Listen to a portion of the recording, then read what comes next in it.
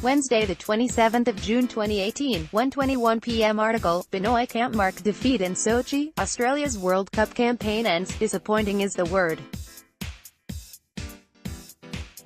Empty is the other word. Jedenak, June 26, 2018, Australia was always the outsider in the tournament, and a loitering one at that. Its fans, and loyal commentators, thought otherwise. In Kazan, the journalists gave the impression that the so-called Socceroos were Lotharios to be admired, wonders to be embraced. A story went around that Australia had become some substitute Netherlands side, a touch far-fetched though enticingly sentimental. In Sochi, such sentimentality became hackneyed and wooden.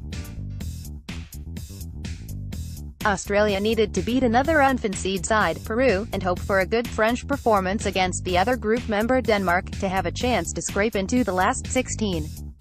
The exercise was ultimately an academic one. France failed to score against Denmark, as did Denmark against France. Peru and Australia would be leaving the tournament. When it came to the group matches, there were chances, means, and hopes garlanded with prospect. The Danes were struck by the fortitude of the Socceroos, both sides squaring the ledger after 90 minutes. Such is the nature of football and its arithmetically perverted odds, it distorts to a charming degree and affords comfort in the most unlikely of cases. The reality is all too clear, the Socceroos have been flat. Be it in execution, delivery and generation, the team has been operating in discordant assembly, its barbs either hidden or totally absent. The gloriously bearded captain Jedenak may well have scored from his 2 penalty shots, but finding a goal from open play has been less likely than a koala sighting in Kazan. Much of the commentary around the match against Peru was based on the suspended meaningless of a moment. Peru scored with their one and only shot of the half, chirped a dissatisfied former Australian goalkeeper, Mark Schwarzer. The context and qualifier follows. Socceroos have looked the more threatening and dangerous going forward. I think we are unlucky to be behind. Luck remains the emptiest of alibis in football, but it is appealing as a refuge of last resort.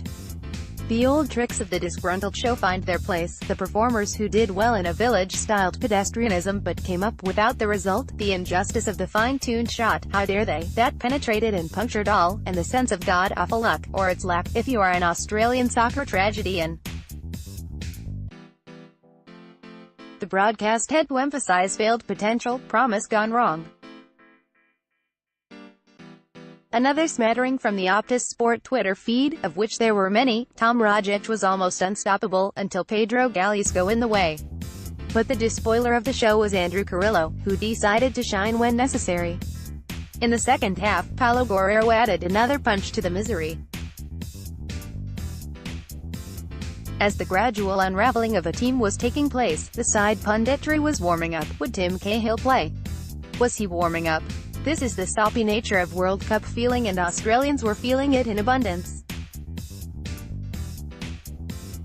A dagger in the Socceroos' heart came another post on the Optus Sport Twitter feed, which is good to see, given that Optus proved fairly incapable of showing anything dagger-related at all in broadcasting its complement of matches to Australian audiences. In terms of football, Australia remains a country in cryogenic storage, archived in the pocket of potential, the slot of future expectation. The same cannot be said about the women, who seem to have outdone their male counterparts by some stomping margin. The world game, as it has been marketed through sporting channels in the country, has yet to globally impose its omnipresent sense upon the populace. There are still many competing codes. In terms of team makeup, there is no excuse why this population located at the base of Asia should not muster something that moves, at the very least, into the elimination stage of the tournament. Players such as the green but delightfully promising Daniel Arzani were kept back as delicate porcelain samples. Tim Cahill, the terror of set pieces and some delicious moves in the previous World Cup, was treated as a worn talisman who might, given the right moment, have emerged from wheelchair royalty. Deployed all too late, his appearance against Peru seemed but a meek and ineffectual swan song.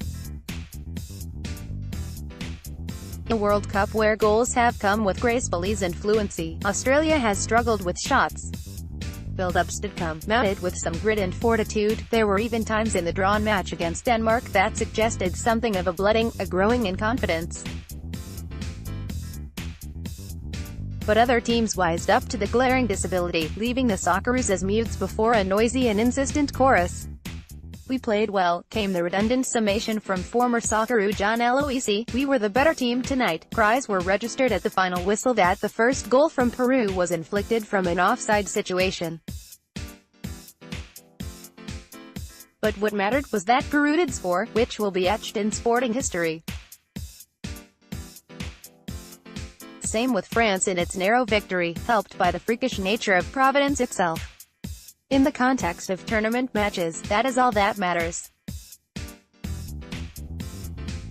Binoy Kampmark was a Commonwealth scholar at Selwyn College, Cambridge. He lectures at RMIT University, Melbourne. Copyright Scoop Media.